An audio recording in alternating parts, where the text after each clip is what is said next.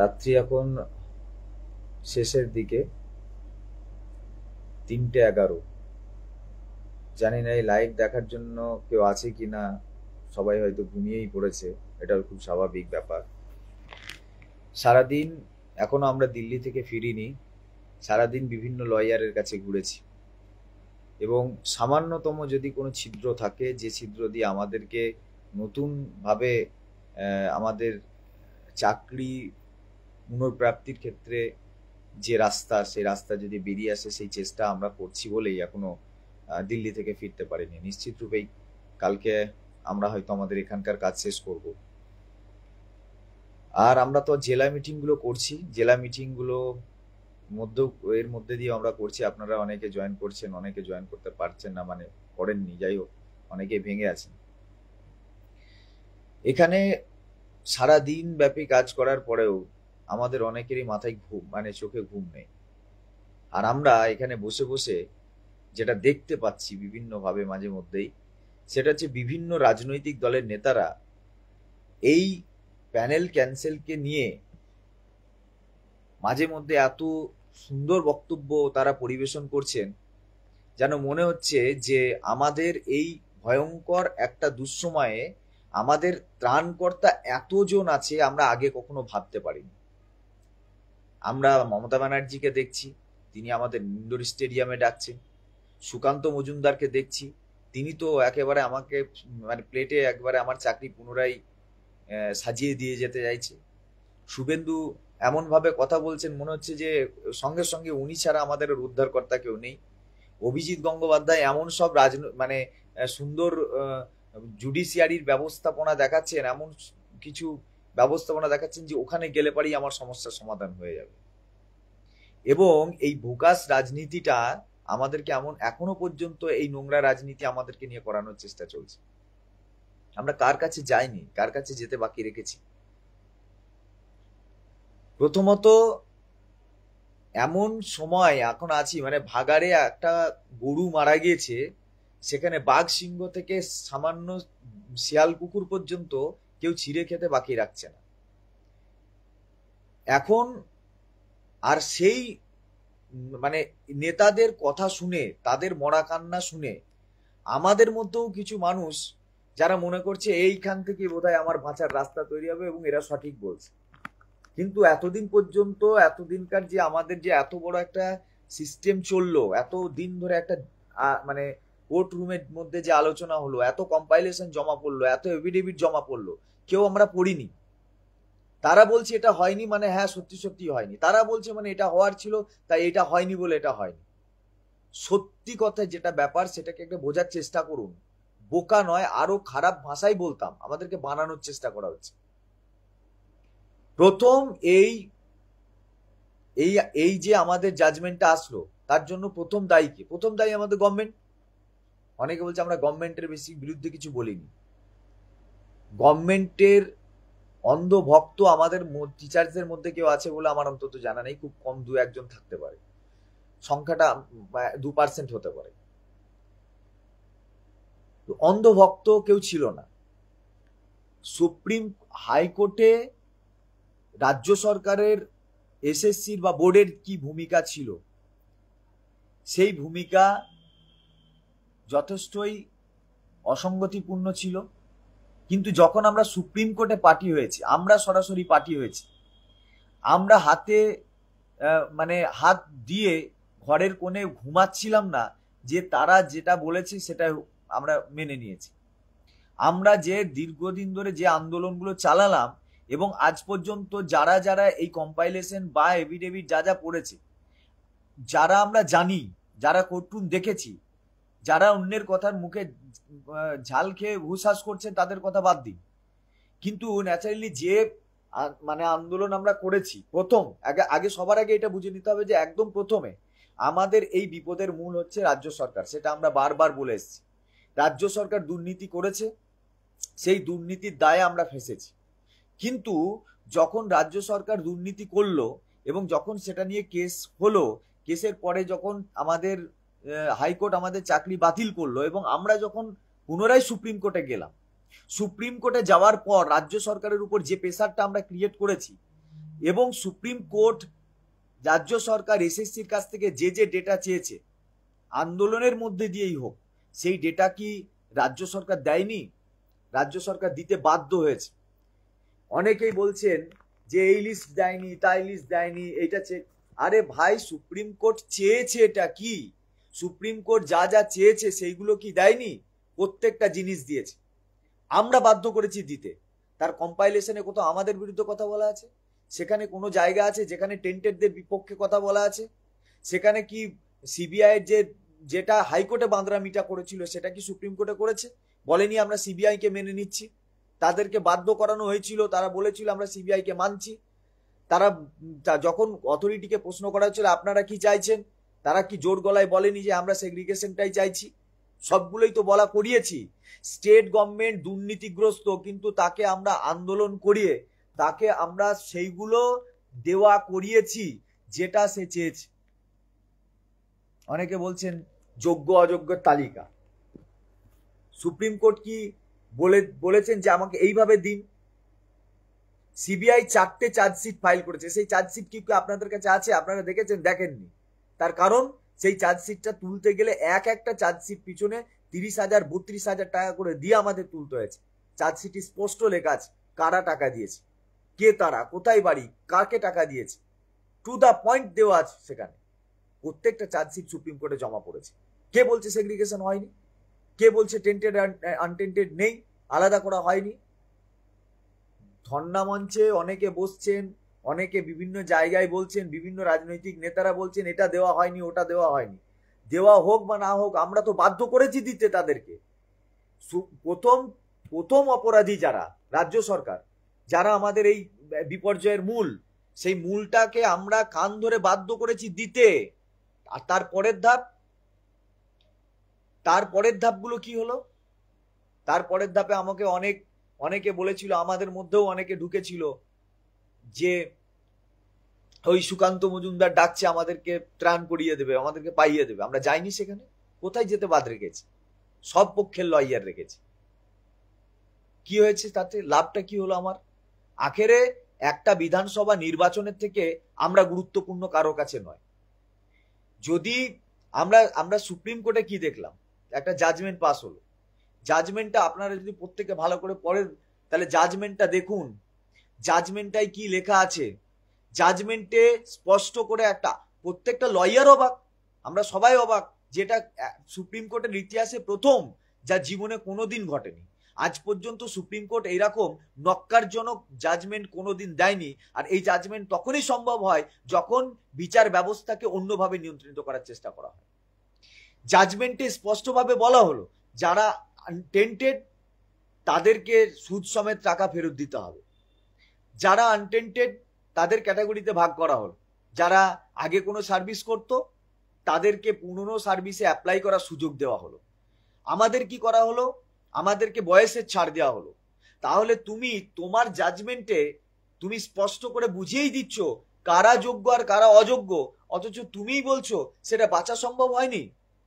অবশ্য হবেই বা কি করে?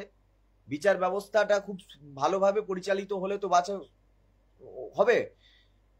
একজন বিচারপতির ঘর থেকে টাকা উদ্ধার হচ্ছে, তাকে অন্য কোর্টে ট্রান্সফার করে দেওয়া হচ্ছে। আর একজন মানুষ যাদের বিরুদ্ধে কোনো অ্যালিগেশন নেই তাকে বলি করে দেওয়া হচ্ছে। কবে হচ্ছে? যেদিন পার্লামেন্টে ওয়াকআপ বিল পাস হচ্ছে, যেদিন ওয়েস্ট বেঙ্গলে সেটা নিয়ে শোরগোল হচ্ছে, সেদিন রাতারাতি হঠাৎ করে একটা নোটিশ আসছে, কালকে জাজমেন্ট হয়ে যাচ্ছে। আর জাজমেন্টে কি করা হলো? এমন কোনো দেওয়া হলো না, মানে হাইকোর্টের যে জাজমেন্ট সেটাকে কত সুন্দরভাবে এডিট করে বসানো যায়, সেই এডিট করে বসিয়ে আমাদের একটা জাজমেন্ট দিয়ে দেওয়া হলো। বাহ, অতিরিক্ত চমৎকার একটা জাজমেন্ট। আজ পর্যন্ত সুপ্রিম কোর্ট এই কাটা করেনি। যেখানে অন্যান্য কোর্টের কেসের রেফারেন্স ছিল, সেখানে এত মজুদ ছিল, এত আর্গুমেন্ট হলো, প্রথম দিন থেকেই আমরা বুঝতে পেরেছিলাম। প্রথম দিন কোর্টে গিয়েই আমরা সারপ্রাইজ হয়েছিলাম যে এমন একজন, যেখানে আমরা এসেছি সেটা স্বয়ং সুপ্রিম কোর্ট, সর্বোচ্চ আদালত, ন্যাচারাল জাস্টিস, সেখানে অন্তত মানুষের কথা শোনা হয়। আমরা দেখলাম বিচার বিভাগে এত লোক কথা বলতে গেল, এত বড় বড় সিনিয়র কাউন্সিল ছিল। শুধু আমাদের, অনেকে আবার বলছেন আমাদের মধ্যে আমাদের লয়াররা এটা বলেনি। আচ্ছা বলুন তো বুকে হাত দিয়ে কোন বক্তব্যটা ছিল যেটা আমাদের বলা হয়নি চিফ জাস্টিসের কাছে? আচ্ছা আমরা না হয় বলিনি, বাকিরা তো বলেছিল।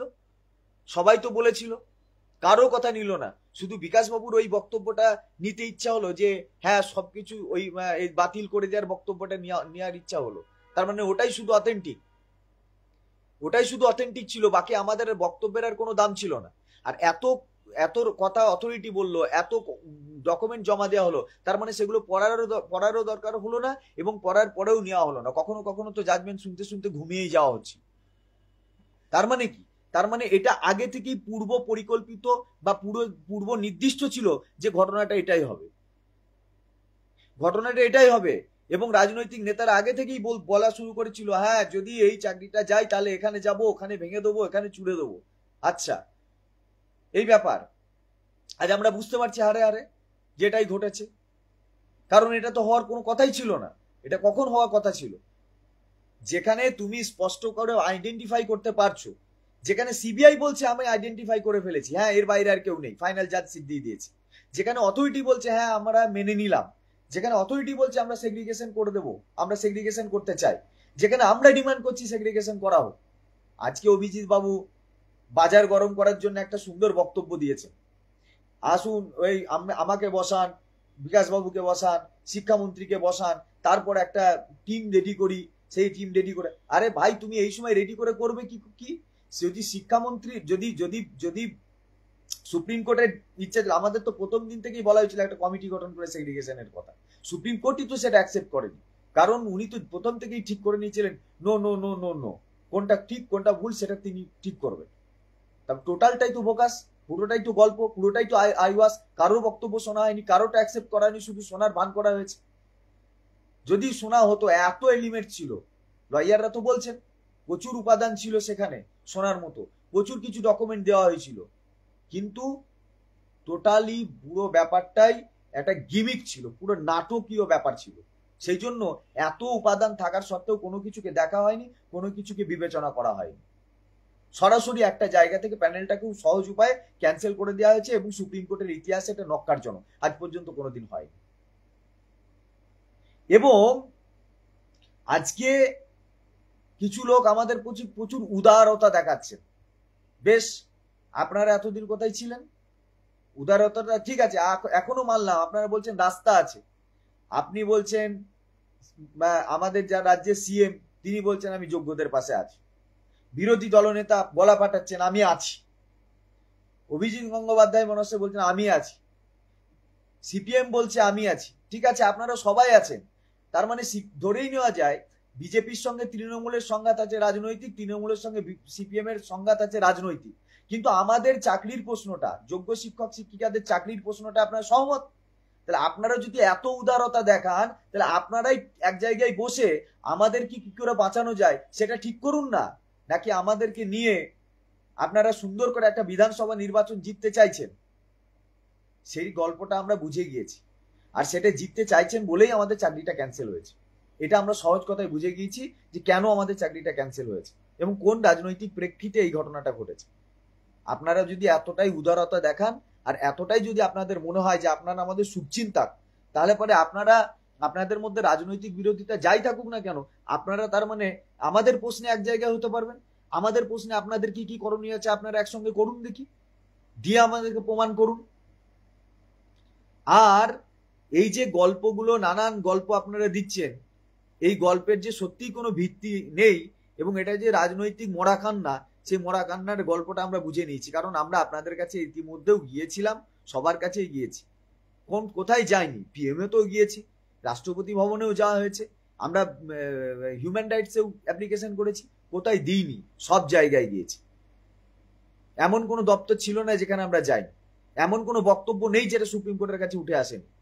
আরো বেটার কিছু ভাবতে পারতো সুপ্রিম কোর্ট, সুপ্রিম কোর্টের ভাবার সেই জায়গাটা ছিল না। কারণ এটাই যে সবাই নিজে নিজেরটা ভাবতে শুরু করেছে, কে কোথায় নুন খাচ্ছে সেখানে তার গুণ গাইতে হবে, এটাই তার বক্তব্য ছিল। যখন জুডিশিয়ারি সিস্টেমের মধ্যে এত এত এত রকমের ঘটনা ঘটে যাচ্ছে, সেখানে আমার মতো যোগ্য ক্যান্ডিডেট আমাদের যারা আছি তাদেরকে নিয়ে বিবেচনার অবকাশই হলো না, ভালো কথা। আর আমরা একটা কথাই বলতে চাই, আমরা দেখেছি আমাদেরকে নেতাজি ইন্ডোর স্টেডিয়ামে ডাকা হয়েছে, আমরা যাব। আমরা দেখেছি যে এর আগে বিগত দিনে কোনো আইপিএস কে বা কোনো রাজ্য বড় উচ্চ পদস্থ পুলিশ অফিসারের কাছে যখন রাজীব কুমার যখন ধরা হয়েছিল, যখন সিবিআই ইডি দ্বারা ইয়ে করা হয়েছিল, বা তার কোনো মানে রাজ্য সরকারের কোনো নেতাকে যখন সিবিআই ইডি ধরতে আসে, মাননীয় মুখ্যমন্ত্রী তোড়ফাড় করে ফেলেন, রাস্তায় নেমে যান এবং তিনি আন্দোলন শুরু করে দেন, ধর্ণা অবস্থান শুরু করে দেন। আমাদের প্রশ্নে কি করছেন? আমরা দাবি রাখবো তার কাছে, কিভাবে আমার চাকরিটা ফেরত পাবে? চাকরি ফেরত পাওয়ার ক্ষেত্রে আপনি কোন পথ অবলম্বন করবেন আপনার ব্যাপার, আমার চাকরি ফেরত চাই। কারণ আমার চাকরি আমার কারণে যায়নি, কোনো নেতাকে ধরে চাকরি পেয়েছি এই জন্য আমার চাকরি যায়নি। আমার চাকরি গিয়েছে দুর্নীতির কারণে, আর সেই দুর্নীতিকে নিয়ে আরো বড়সড় রাজনীতি করা হয়েছে কোর্টের জায়গা থেকে, কিছু লয়ারের পক্ষ থেকে, কিছু রাজনৈতিক দলের পক্ষ থেকে, এবং পুরোপুরিভাবে বায়াস, মানে একটা মানে রংলি জাজমেন্ট, যে জাজমেন্টটাকে আমি ভিত্তিহীন জাজমেন্ট মনে করছি। তাহলে আমাদের চাকরি বাঁচানোর ক্ষেত্রে কি করণীয় আপনি ভাববেন, আমরা সেই দাবিটা ওখানেও গিয়েও করবো, এখানেও একই কথা বলছি। লুকোচুরির কোনো জায়গা নেই, আপনি বুঝে নিন কি করে আমরা চাকরিটা আটকাবো। কোথায় যাবেন যান, কোথায় আন্দোলন করবেন আপনিও করুন। আর আমরা যদি মনে করি আমাদের এরপরে রিভিউ আছে, কিউরেটিভ আছে, আমরা যদি মনে করি যে বাড়িতে বসে থাকবো, কোনো একটা নেতাকে গিয়ে ধরবো, উনি আমার মহারাজা, উনি আমার ইয়ে করবেন, নেতারা বাঁশ দিয়েছে, রাজনৈতিক দলগুলো বাঁশ দিয়েছে, বিধানসভার প্রয়োজনে বাঁশ দিয়েছেন, রাজনীতির খোরাক হতে চাইলেন যান, আবার একটা বিধানসভা নির্বাচন হয়ে যাক। আর যদি মনে করি যে নিজেদের লড়াই নিজেরা লড়বো, যেমন ভাবে লড়ছি, তাহলে ভাঙচুর থেকে তোড়ফোড় এমন কোনো কাজ নেই যেটা আমাদের করা উচিত নয়। এখানে যে সমস্ত ল পয়েন্টস আছে আমরা সেগুলো নিয়ে তো ভাবছি, সেগুলো নিয়ে আমরাও কার্যকলাপ করব, তার একটা নির্দিষ্ট সময়ও আছে। কিন্তু আমরা যদি মনে করি আমরা বসে থাকবো, ঘুমাবো, আর সেখান থেকে আমাদের কোনো রাজনৈতিক দলের নেতা বা কোনো সিএম বা কোনো বিরোধী দলের নেতা আমাকে সুবিচার পাইয়ে দেবে, তাহলে পরে আমরা ধরেই নিচ্ছি আমাদের আর এ যাত্রায় আর কোনো শেষ রক্ষা করতে হবে। কি বাকি আছে? রাস্তায় যদি বসে থেকে আমার সমস্যার সমাধান না হয়, তাহলে বাড়িতে বসে ঘুমিয়ে আমার সমস্যার সমাধান হবে না। ওয়াই চ্যানেলেও আমরা বারবার বলেছি আপনারা আসুন, কেউ বলেছেন না যাব কাল থেকে, 15 জন নিয়ে 10 জন নিয়েও পড়ে থেকেছি, এমনি এমনি পড়ে থাকিনি, হয়তো প্রথম থেকেই ছিল। আগের দিন রাত্রে জাজমেন্ট যেদিন হয় সেদিনকে অনেক রাত্রে আমি লাইভে এসেছিলাম, এই জন্য যাতে কেউ কোনো ভুলভাল সিদ্ধান্ত না নিয়ে নেয়। হয়তো আমারও ছিল, কারণ আমি এই ব্যবস্থাপনাটাকে বিশ্বাস করি না। এই ব্যবস্থাপনাটা আমার এখন তো আরো স্বাধীন এবং নিরপেক্ষ বিচারালয়, এটার বিরুদ্ধে নাকি কিছু বলা যায় না। এই না বলা যাওয়ার কারণেই বোধহয় অনেক সময় বেশি প্রশ্রয় পায় সবাই। কেন বলা যাবে না? আমার যে সবকিছু থাকার কারণে, আর অন্যের অপরাধের জন্য তো আমি শাস্তি পেতে পারি না, আরো বেটার তো অনেক অপশন আছে। তাহলে সেই বিচার ব্যবস্থার কাছেও প্রশ্ন চিহ্ন আছে, প্রত্যেকটা রাজনৈতিক দলের কাছেও প্রশ্ন চিহ্ন আছে, শাসক দলের কাছে তো আছেই, তার অথরিটির কাছে তো আছেই। তাই যদি আমরা মনে করি যে অন্যরা আমাকে পাওয়াবে, অন্য কেউ আমাদেরকে পাইয়ে দেবে, এবং যে সমস্ত কিছু কয়েকজন আছে যারা আমাদেরকে ভাবছেন যে আমাদের ইনাকে ধরলে কাজ হবে, ওনাকে ধরলে কাজ হবে, এই আমি গিয়ে শুভেন্দু অধিকারীকে ধরি, এই আমি সুকান্তকে ধরি, এই আমি মমতা ব্যানার্জিকে ধরি, এরা কেউ আমাদের পক্ষে থাকেনি। সবাই এখনো পর্যন্ত আমাদেরকে নিয়ে রাজনৈতিক কারুকার্য করছে। ক্ষমতায় আসি, তারপরে এদের জন্য আবেদন করব। ক্ষমতায় আসার জন্য আমাকে বিধানসভা পর্যন্ত তোমার পিছনে পিছনে ঘুরতে হবে এবং তোমার জন্য অপেক্ষা করতে হবে। ভাঙচুর করব, রক্ত দেখব আর রক্ত নেব, এত সহজ নয়। যে ব্যবস্থাপনা আমার মানে জীবন জীবিকার অধিকারটা শেষ করে দেবে, যে ব্যবস্থাপনা যে নোংরা রাজনীতির কারণে আমার সবকিছু শেষ করে দেবে, আমি বসে থাকবো, আপনারা বসে থাকুন।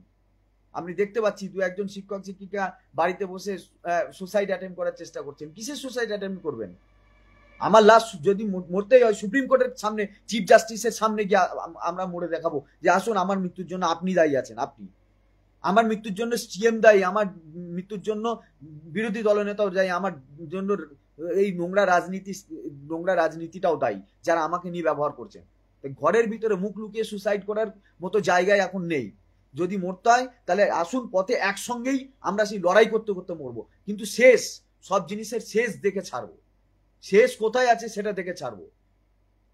কেউ কাঠ খাবে আর কার কাছ থেকে আংড়া বের করবেন, এটা আমরা সহ্য করতে পারবো না। যদি মনে হয় যে সত্যি সত্যি আমরা এই আন্দোলনের মধ্যে দিয়ে এখানটা জয়লাভ করতে চাই, বা সত্যি আমার চাকরিটা, আমার প্রাপ্য ন্যায্য চাকরিটা আমরা ফেরত পেতে চাই, তাহলে সত্যি কথা বলছি যে বাড়িতে বসে না থেকে রাস্তায় আসুন, যা করার করব, যা ভাঙচুর করার করব। সে যা মানে আমি অন্তত মনে করছি এত সাধুতার জায়গা নেই, সাধুতার জায়গা নেই। আমি যদি এটাকে আমার গোটা ভারতবর্ষের বুকে এই নক্কারজনক পরিণতির জায়গাটা নিয়ে যেতে না পারি, ততক্ষণ পর্যন্ত আমার সমস্যার সমাধান হবে না। আমার ভারতবর্ষে রাজনীতির বাইরে কোনো কিছুই হয় না, রাজনীতি দ্বারা সবকিছু পরিচালিত হয়। তাই আমার জাজমেন্ট, আমার রিভিউ, আমার কিউরেটিভ যা যাওয়ার আমি আইনিভাবে যাবই, কিন্তু রাস্তাকে আমি কিন্তু ছেড়ে দিয়ে যাব না। যদি মনে করেন যে হ্যাঁ সেটাই সবচেয়ে বড় পথই আমাদেরকে পথ দেখাবে এবং পথ খুঁজে আমার আসল জায়গায় ফিরিয়ে দেবে, তাহলে ভালো। আর যদি মনে করেন যে কোনো নেতার তত্ত্বাবধানে যাব, কোনো শাসকের কোনো বিরোধী তত্ত্বাবধানে যাব, তারা আমাকে পাইয়ে দেবে, তাহলে আমি বলবো ভবিষ্যৎ কিন্তু খুব খারাপ হতে চলেছে। সেটাকে মাথায় রাখুন। বেশি কথা বলতে চাইছি না। যে জেলা মিটিংগুলো হচ্ছে সেখানে আরো অনেক কথা বলছি, কি কি ঘটছে কি কি না ঘটছে। জেলা মিটিংয়েও অনেকে উপস্থিত থাকছে না, কিন্তু ফেসবুকে হা হুতাশ করে যাচ্ছে। কোর্টরুম থেকে যখন বেরোনো হয়েছে, লয়ার পর্যন্ত ছলছল করছে, আমাদের ছেলেরা কাঁদছে, লয়ার যেটা জড়িয়ে ধরে বের করছে, তারাই বলছে আমি সারপ্রাইজ, আমরা ভাবতে পারিনি এরকম জাজমেন্ট হবে। সেখানে আমরা দুজন তিনজন কাঁদার জন্য তিরস্কার করছি। বাড়ি থেকে ফোন করলে তাদেরকে কোনো কথা বলছি না, এড়িয়ে যেতে চাইছি ব্যাপারগুলো। নিজেদের লড়াই, পরিবার, যে পরিবার আছে সবাই আছে তার মতো থাক। নিজেদের লড়াই নিজেদেরকে লড়ে জিততে হবে, এই নীতিতে আমি বিশ্বাস করি। এবং আমি মনে করি কোনো জিনিস শেষ নয়, শেষ হয়ে যায় না। শেষ তখন হয় যখন আমরা হেরে যাই, শেষ তখন হয় যখন আমি নিঃশ্বাসটা ছেড়ে দিই। শেষ থেকে শুরু হয়, সব জিনিসের শেষ এত তাড়াতাড়ি হয় না। কৃষক আন্দোলনটা আমরা দেখেছি, সবাই ভেবেছিল ওটাই শেষ, কিন্তু শেষ হয়নি। শেষ থেকে শুরু হয়েছিল, লড়াই রাস্তা দেখাবে। যখন যদি মনে করেন আমার জীবন জীবিকা এমনিতেই শেষ, আমাকে অবস্থার পরিবর্তন করতে হবে, তাহলে আমাকে যা কিছু করতে হয় করতে হবে। জেল, জরিমানা, ফাঁসি, কিসের ভয়? কোন জায়গায় বসে থাকবো? যদি মনে করি যে হ্যাঁ এর দ্বারাই হবে, তাহলে হবে। আর যদি মনে করি না কোনো নেতার বচনের দ্বারা আমি উদ্বুদ্ধ, তাহলে তাকে গুরু মানুন। তারপরে ভবিষ্যতে এসে বুঝতে পারবেন যে কোন মানে কিভাবে কলুর চোখ বাঁধা বলদের মতো ঘুরে তারপরে নিজের বাসটা নিজে নিলেন। এটা আমরা বুঝতে পারছি, কারণ চাকরিটা কারো মানে আমাদের গিয়েছে, তো আমাদের নিজেদের গিয়েছে।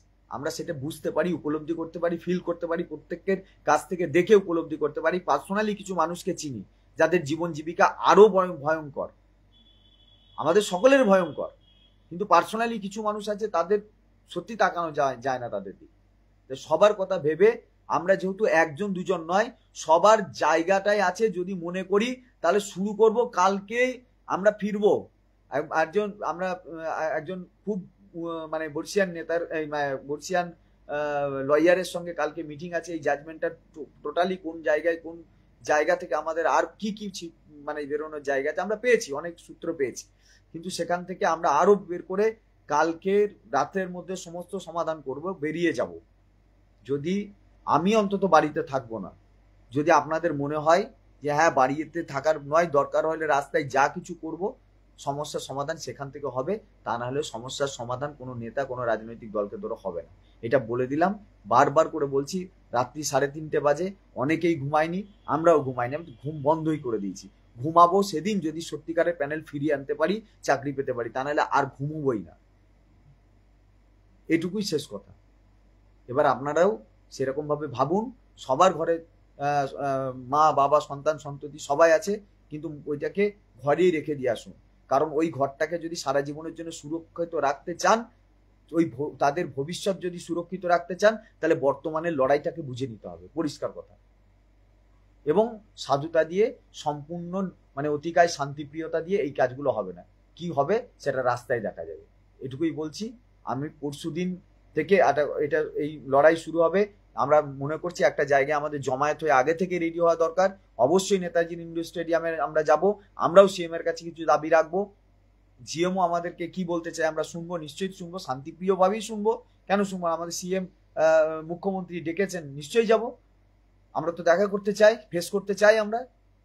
কিন্তু তার মানে এই নয় যে আমাদের কেউ কেউ শান্ত করবে, শাসক বা বিরোধী কেউ উস্কাবে, কেউ শান্ত করবে, কেউ বিধানসভা আমাকে এজেন্ডা বানাবে, সেটা কিন্তু আমি করতে দেবো না। আমি আমার দিক থেকে বলছি, বাকিরাও যদি আমার সঙ্গে সহমত পোষণ করেন তাহলে স্যার আসতে পারেন, আর যদি মনে করেন না আমরা অন্যের দ্বারাই উদ্বুদ্ধ তাহলে সেটাও করতে পারেন। এটুকুই আমার বক্তব্য, বাস।